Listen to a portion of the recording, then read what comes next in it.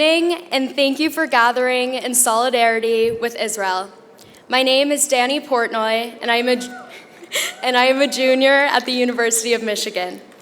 I am the president of the Jewish Resource Center, but more importantly, I am a Jewish student, someone with hundreds of family members in Israel, the granddaughter of a Holocaust survivor, and a proud Zionist. When I first came to Michigan, I was excited to be a part of the large Jewish community on campus. There was a sense of belonging, of knowing that I wasn't alone. I found comfort in being surrounded by people who understood the unique challenges and joys of being Jewish. I thought that the University of Michigan student body would be tolerant and accepting of all differences on such a large campus. But now, when I sit in my classes, I look around and wonder, do my classmates and professors accept me for who I am? Will some continue to discriminate against me because of my identity? Do they care how deeply I have been hurting over this past year? Do they know how it feels to walk across campus, nervous and anxious, to express our beliefs and display our religious identity? When these doubts and questions arise, I am comforted by our strong Jewish community. Over the past year, I've spoken at rallies and vigils and grieved together with others who have felt the weight of this pain. I've tried to comfort fellow students whose hearts were breaking. I've reassured Jewish students and their families that we are safe here. And together with other Jewish student leaders, we have expressed our concerns to the administration. And while all of these feelings are still real and raw today, I want to offer a message of joy. Not just any joy, but Jewish joy, a phrase I've clung to, especially over the past 357 days. Jewish joy is resilience. It's the joy of overflowing and overcrowded Shabbat dinners, of gathering to bake hundreds of challahs, of Israeli music blasting at parties and dancing with our friends. It's the joy of feeling connected to people across the world. It's the joy of tradition, culture, and community that has sustained our people through countless challenges. Jewish joy is an act of defiance. It's the ability to celebrate even when the world feels heavy, to say that we are here, we will thrive, and we will hold on to the traditions that make us proud to be Jewish. In moments of uncertainty, we turn to joy, not as an escape, but as a reminder of the strength in our identity, and no one can take that from us. This summer, I had the privilege of spending 3 incredible months in Israel working for a nonprofit that provides mental health support to victims of war-related trauma. Despite the pain and violence that Israel has endured, I experienced an overwhelming sense of calm. I belonged, as every part of me was not just understood, but celebrated. What stood out to me most was the vibrancy of life in Israel. Amidst all the complexities, people were thriving, raising their families, going to work, enjoying a beach day, and gathering with loved ones. There was laughter, music, and community. This was Jewish joy, joy in its purest, most defiant form. If people in Israel, while mourning a tragedy and defending their right to exist, could find joy in their daily lives, then we must follow their example and live our lives with the same spirit. The ability to embrace life in all its fullness, even in the face of adversity, is an act of resistance. It isn't just about survival. It is about thriving and finding the good, no matter the circumstances. So tonight, as we stand together in solidarity with Israel, as we reflect on the challenges we face as a Jewish community here in Ann Arbor, let's also hold a space for joy. Let's remember the power of celebrating who we are, the strength of coming together in moments of both sorrow and happiness. Thank you for being here tonight. Let's carry this message of Jewish joy forward into Shabbat, the upcoming holidays, and into the rest of our lives as strong and resilient members of the Jewish community. This joy is not only a source of strength, but also a reminder of our enduring spirit. Shabbat Shalom and Am Yisrael Chai.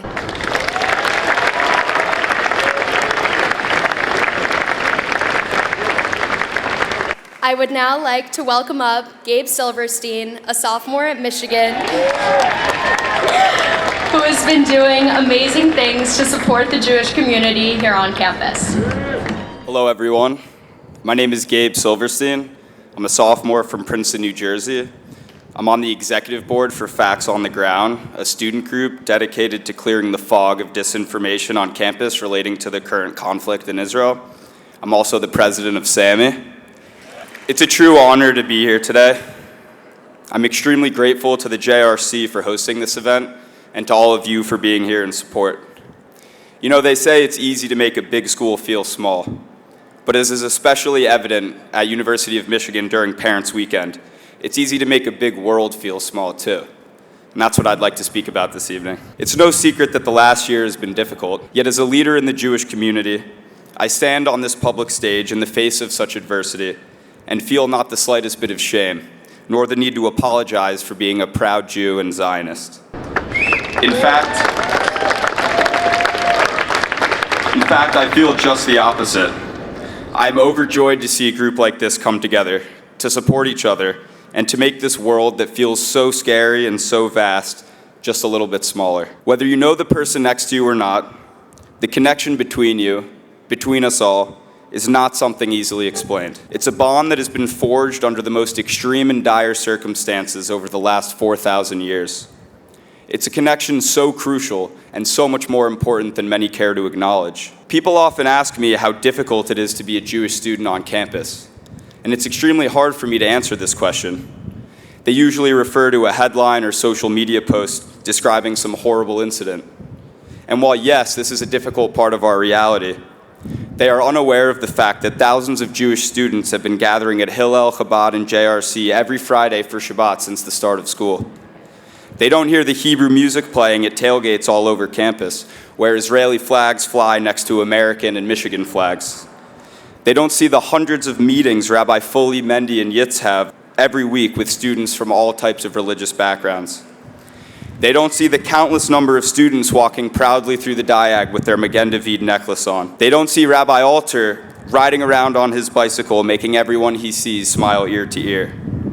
What they don't see, and what has become increasingly apparent over the last year, is not the existence of Jewish hate, but the persistence of Jewish celebration.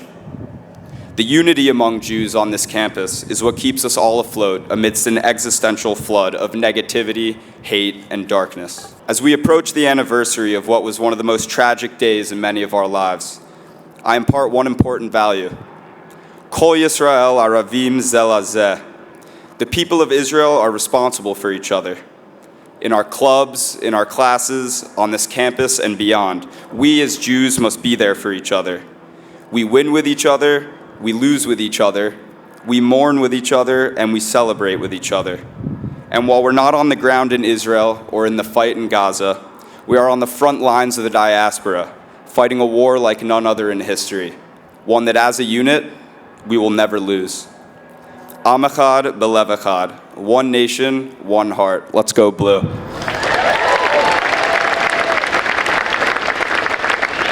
And now is a great pleasure to welcome to the podium Rabbi Fully Eisenberger from the JRC. Am Yisrael Chai! What a crowd. I want to start off by saying thank you to the sponsors for tonight's, specifically the rally event, Solomon's, the Harrons, the Finvarbs, and the Pollocks. Thank you so much for making this happen.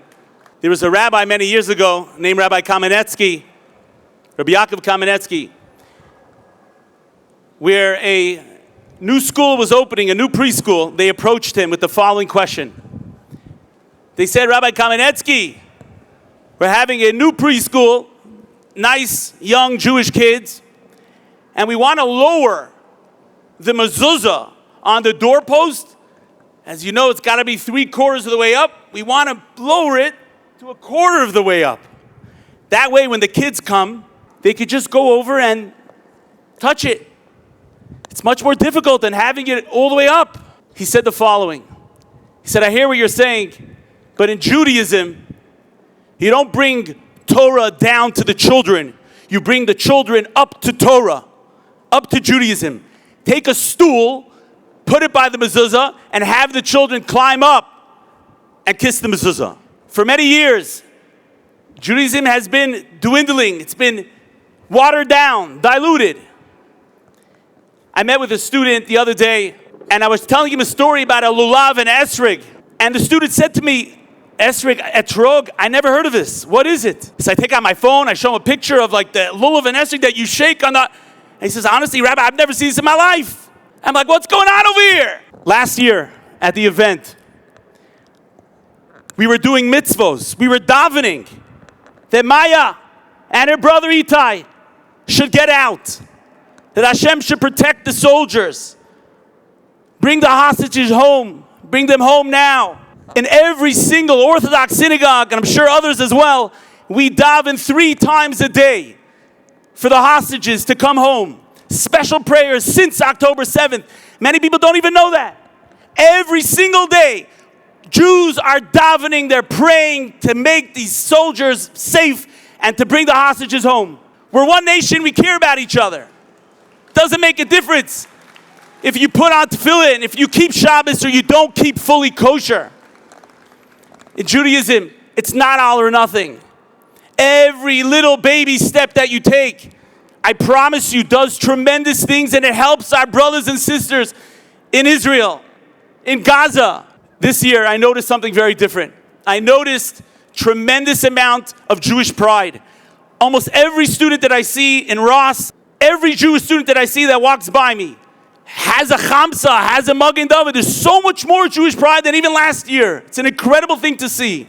I think people should reflect when it comes down to Rosh Hashanah next week, what it means to be pro-Israel, how important that is, but how even more important it is to be Jewish. These times when we're under attack, we got to step up our game. We got to take that baby step just a little more. Once a week, put on tefillin. Once a week to light Shabbos candles. You wear a special necklace on Shabbat, you get a mitzvah for that. You didn't wear it during the week, you wear it specially for Shabbos, you get a mitzvah. Every little thing that you do, you get a mitzvah. That's the best thing we could do. I want to say and end off with this last prayer.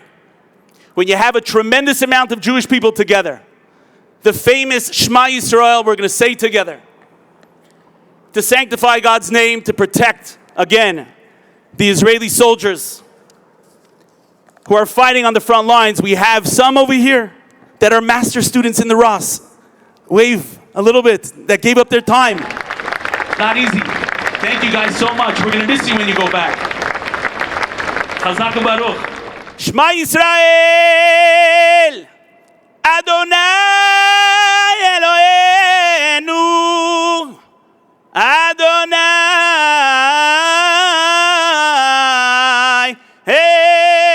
Echad, Adonai hu Elohim, Adonai Melech, Adonai Malach, Adonai Meloch Leolam Va'ed. I'd like to call upon Rabbi Davey to say the special prayer for the hostages. I'm Rabbi Davey Rosen. I'm the CEO of the University of Michigan Hillel. I want to thank Hashem, God, our Creator. We demonstrate our love and commitment to you as we embrace the diversity of our Jewish community. I'm inspired to sing this psalm. Shir Amalot Esa'enai Harim Me'ain Yavo Ezri Ezri Me'im Adonai Ose Shamayim Va'aretz Hayiten Lamot Raglecha Ayanum Shomrecha Hine Lo Yanum V'lo Ishan Shomer Yisrael Adonai Shomrecha Adonai tzilcha al yad yeminecha Yomam hashemesh lo yakeka ve'yareach balayla Adonai yishmorcha mikora ישמור את נפשך, אדוני ישמור צאתך ובואך, מעתה ועד עולם. For now and forever, we say Amen. Please give it up for the one and only Kira Solomon. Her and the Solomon family were responsible for bringing in the hostages today. My name is Kira Solomon, and I'm a proud sophomore here at the University of Michigan. I'm privileged to sit on the board of the Jewish Resource Center. We want to give a special thank you to the parents for their unwavering support. Your encouragement and dedication are the driving forces behind our growth and success. I would like to begin with a few thank yous. To the Michigan administration, thank you for creating an environment where we feel supported and safe. To Rabbi Mendy, Rabbi Yitz, Rebbitzin Lover, and Rabbi Fully. You are always available to us 24/7, and we appreciate everything you and your families do for us. I also want to thank the JRC board for the dedication and effort they put into enhancing Jewish lives here on campus. The Jewish Resource Center has become a home base and safe haven for me and many Jewish students on campus, and we cannot thank you all enough. And to my parents, who worked tirelessly to help me make this next speaker possible. Dad, none of this would have been possible without your help and guidance.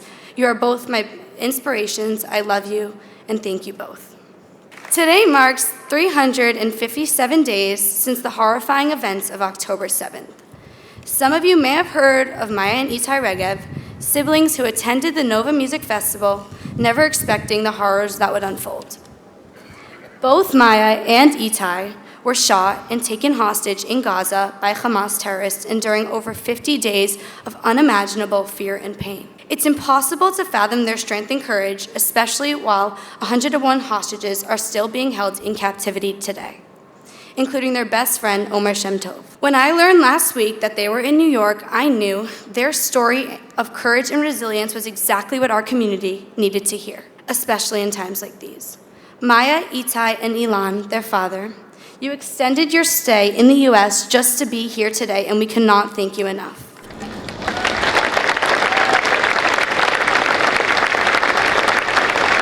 It is my great privilege and honor to welcome Maya, Itay, and Ilan Regev to the stage to share their inspiring story. Please join me in giving them a warm welcome. Thank you, Shabbat Shalom, and I wish you all a wonderful weekend.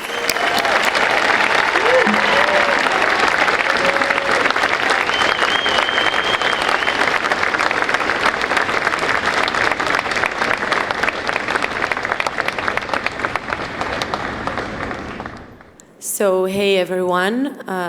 First of all, I want to thank all of you that you came here today. It's really heartwarming to see every time, again and again, how Jews all over the world are caring for each other, for what's happening in Israel, and want to hear about what happened on October 7 and help us to never forget what they did to us. We'll play a short video. It's a part of a movie that Itay and I did about what happened to us, and then we'll talk. Thank you. יואו, כמה זמן דמיינתי את הרגע הזה? הגענו אליו. אם הייתי שואל אתכם איך הייתם מתחילים את הסרט הזה, איפה הייתם מתחילים אותו? ממקסיקו. מקסיקו, לגמרי מקסיקו.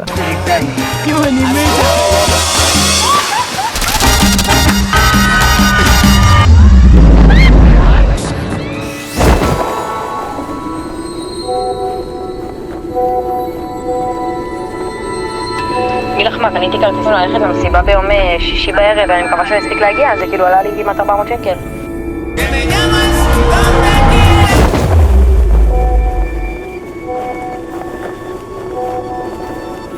מצחיק אותך, יא דפוק אחי, אנחנו נטוס מחר, איך שאני חוזר לארץ אחי, אני מחליף בגדים, ונוסע לנובה כמו איזה פליט, אחי.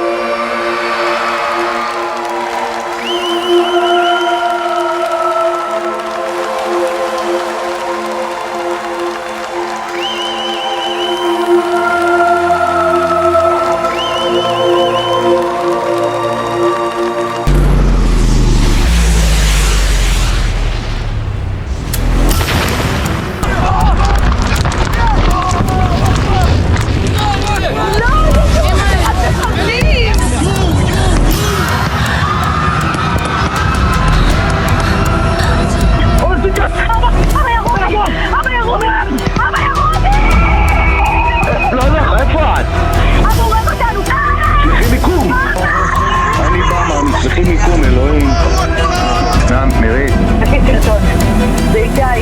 אני רואה את איתי, הנה, זה הפנים של איתי. איתי להג אומר. אלוהים שישמור, אלוהים. איתי חטוף. What you heard was a phone call between me and my father. We were in the car trying to escape Re'im, and I called him. I felt like something is wrong. And then we saw a big truck filled with terrorists, came off of it and started shooting at us. It all was recorded on a phone. I'm saying there that I got shot, that we're going to die, that I love him. The minute the phone call hung up, they just pulled us out of the car and took us straight to Gaza. I want to tell you a little bit about what my father went through all of these days. I will translate him. באותו יום אחרי שהשיחה נותקה עם מאיה, The same day that after our phone call hung up, הדבר הראשון שעשיתי זה ישר לנסוע לכיוון המסיבה, לנסות לחלץ אותם. the first thing he did was immediately get inside his car and drive to Re'im, trying to get us out. אני חייב לומר שכל הנסיעה שמעל בדרך לרעים, הייתי בטוח שאני הולך לקבור שני ילדים. All the way, the only thing that he thought about, that he's going to bury 2 kids. אבל באותו ערב, בשעה כמעט 12 בלילה ביום שבת, ראינו את הסרטון שאיתי מובל בטנדר של חמאס שהוא מובל עם עומר. At that same day, around 8 in the night, he saw a video of Itay tied up in a truck, what you saw, next to Omer Shem Tov, and he realized that Itay is kidnapped. באותו רגע עלה לי, אפשר להגיד, חיוך על השפתיים. הייתי קצת שמח, לפחות ידעתי שהוא חי, והוא לא מת, אבל בכל זאת הוא נמצא בשבי אצל חמאס, שזה אבסורד מטורף. When he saw the video, he had a little smile on his face because he saw that Itay is alive. He's not dead, but he's alive. But it was so crazy because he's being held by Hamas, a terror organization. ואני כאדם שהוא מאוד מאמין, עם אמונה מאוד חזקה, שמתפלל כל יום, מאותו רגע אמרתי, אני הולך להחזיר את הילדים הביתה. My father have a very strong faith. He always believed also in God. He prays every day. And he said to himself, I'm going to bring my kids back home. No matter what it's going to cost me. I'm going to bring them back home. וזה בדיוק מה שעשיתי. ומפה התחלתי לצעוק בכל מקום בעולם ולהשמיע את ההקלטה. He flew all around the world and let people, like leaders, to hear our phone call, trying to do something to them. האמונה הייתה כל כך חזקה שאנחנו כמשפחה דאגנו להכניס ספר תורה בחדר של הילדים למשך כל התקופה שהם היו בשבי. They believe, our parents believed very, very hard. They never stopped praying, that they put Sefer Torah inside our rooms. המון אנשים שואלים אותי איך החזקת מעמד, מה נתן לך כוח? A lot of people ask him, how did you manage to wake up every morning? What gave you the power to keep going? אחד הדברים זה הבן, יש לנו ילד בן 15 קטן, נתן לי המון המון כוח. One of the things is our younger brother, his name is Guy, he's 15. He's still home and it gave him a lot of power, knowing that he can't give up. He have another child that he needs to take care of and 2 more that he needs to bring back home. בנסיעות שלי הייתי ברומא, הייתי בז'נבה, והחיבוק והאהבה שקיבלתי מהקהילות היהודיות שמה, זה משהו שאי אפשר להסביר, זה יכול לקרות רק בין היהודים. You've been in Rome, you've been in Geneva, and he got so many hugs and so many loves from all the Jews communities all over the world, and he says that that's the only thing they can take from us. We're strong no matter what we are, where we are. יחד עם כל זאת, גם מירית, אמא של הילדים, דאגה לעשות הפרשת חלה כמעט בכל יום. Our mother did הפרשת חלה every day. אני חייב לספר סיפור קטן לגבי שיחת טלפון שקיבלתי רב בשם יהודה פרום. He wants to tell a little story about a phone call that he got while we were hostage from a rabbi named Yehuda From. ביקש ממני לנסוע לקבר של חזון איש וללכת לעשות שם מספר דברים, ולמחרת בבוקר הוא מתקשר אליי. Yehuda heard my father talk on a radio in some show, and he managed to get his phone number. He called him and asked him. He told him, "You don't know me, but I know you. I have information about your kids. I want you to do a few things. You finish it, call me tomorrow morning." And my father did what he asked. He called him first thing in the morning. This phone call was on the start of November. He told him that I was shot in my leg, that me and Itay are okay and we will come home safe, that we're not together, that we're separate, that I will come before him and he will come a few days after me. It was crazy because this person didn't knew him at all. My father didn't know him. He didn't ask him anything about us. He had tons of information that even the army, the Shabak, the Mossad, the government didn't know.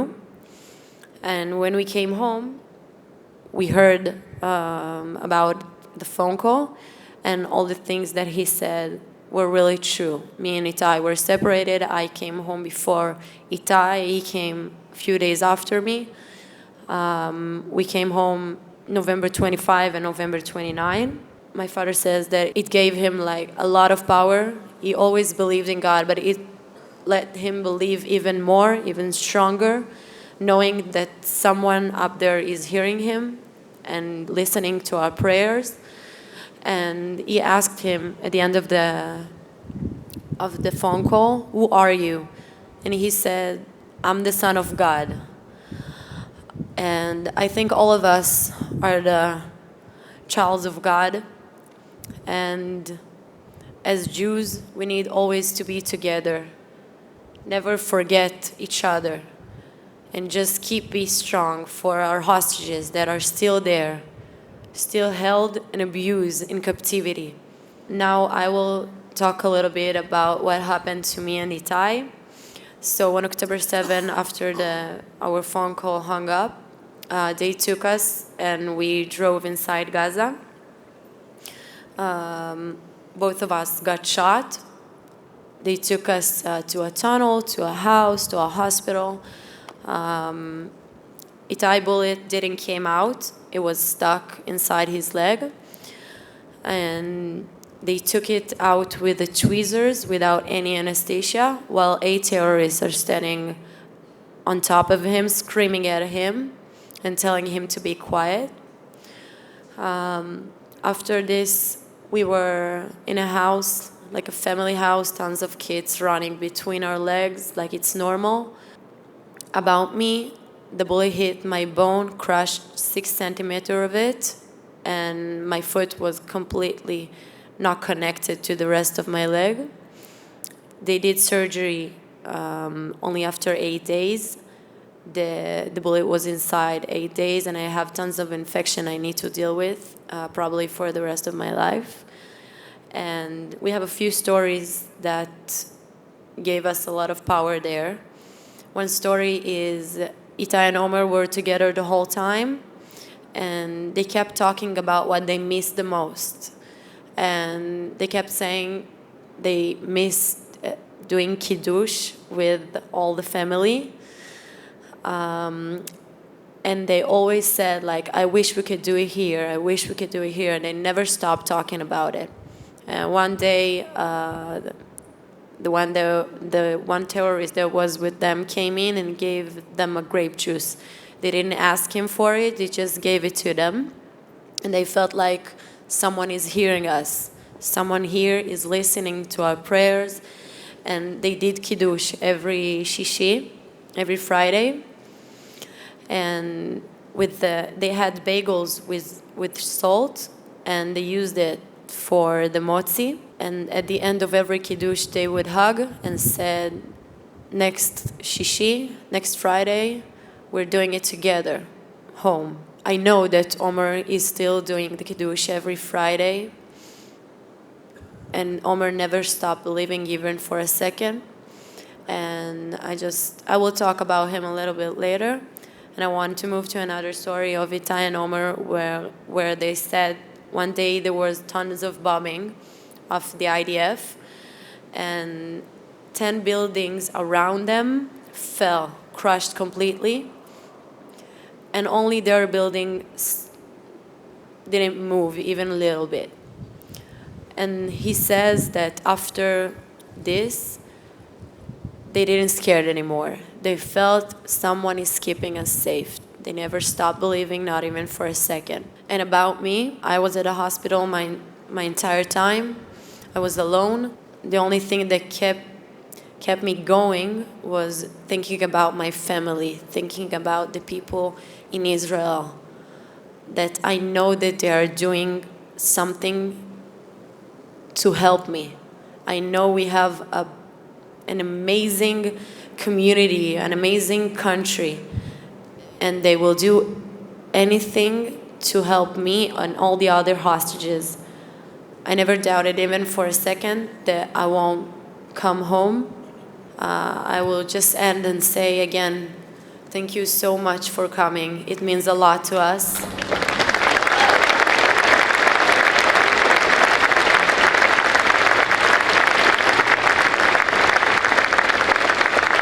And just keep being strong for everyone, for the hostages, for the soldiers. Don't stop praying. Never stop praying. Thank you so much. עם ישראל חי לנצח.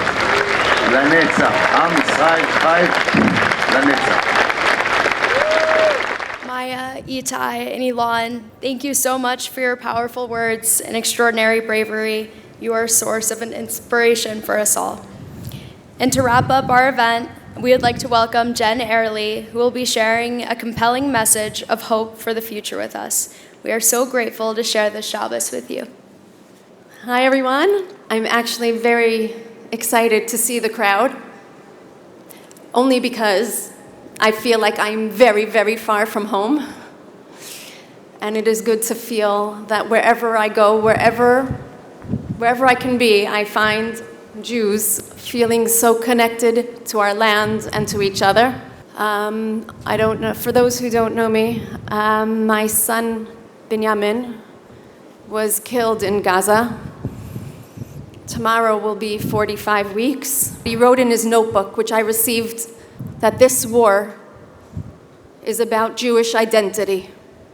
He did not know what was going on outside of Israel when he wrote this. He was killed 5 weeks into war. He was in Gaza the whole time. He had no connection to the outside world. He had no idea what anti-Semitism was going on. But he said this war is about the Jewish identity. And look at what's here.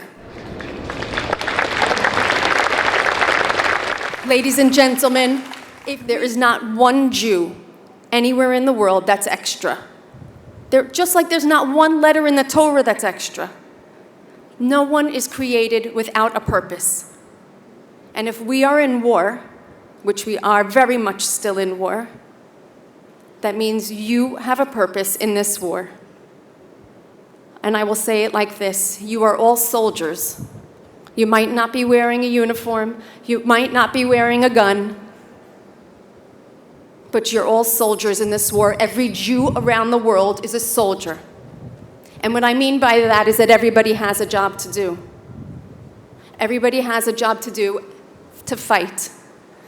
For some people, that might be donating. For some people, that might be visiting in missions. For some people, it's sending all their good wishes. For some people, it's learning more Torah. For some people, it's praying more. For some people, it's doing acts of kindness. I want to actually take 1 minute. I'm asking you right now, before we go into Rosh Hashanah, before we close up the last few days of this year and start our new year fresh, I'm asking you to take on one thing, one commitment. I want you to take on something, whether it's a mitzvah, whether it's an act of kindness. I want you to commit to something. Start thinking. Whether you say, thank God for waking me up, I'm smiling at the first person I greet in the morning, I'm extra nice to my kids when I make them their lunch, whatever. I'm making one extra blessing. I'm saying Shema. I'm going to make Birkat HaMazon, grace after meals. It doesn't matter. But if everyone can take on one thing, there's a gorgeous crowd of people here. That's a lot of things. And all together, we are going to rock what's going on up there in the decision making and earn a beautiful year for our people. I want to see a few start nodding your head or clapping your hands when you've taken on something. Only when you took on something, clap your hands. I'm going to ask you now all one more thing. Because we're coming into a beautiful year, I want you to just turn to the person right next to you and give them a beautiful blessing for Shana Tova, a beautiful blessing for your heart, all the good blessings, the light, the clarity, the vision, the unity. Bless the person that's right next to you. Wish them all goodness, sweetness, godliness, holiness. Because you know what? We want good for each other, because as we are in this all together, I promise this is the only way we're going to win this war. It is not for nothing that we started this year saying, Biyachad Ninatseach. That became the mantra of our nation. In unity, we will win. We want goodness for each other. We want greatness for each other. Binyamin is someone who volunteered. He was not required to go and push forward to go kill the terrorists. His group was far behind. He left his group to join others in order to accomplish this mission because he believed. The last thing I said to him before he went into Gaza was, Binyamin, just watch over yourself a little bit, because more than that I know he's not going to do. Binyamin believed in protecting his nation and protecting his land at any cost. And by taking on something, you're showing that I am ready to be Moser Nefesh. I'm ready to give of myself for the nation. And I'll close with just one more thing. So I ask parents, keep your eyes open, keep your heart open, knowing that your kids have the greatest potential. And students, you can know this about your friends also. You might think anything of them, but just understand everyone is the greatest bundle of potential for being the greatest of leaders.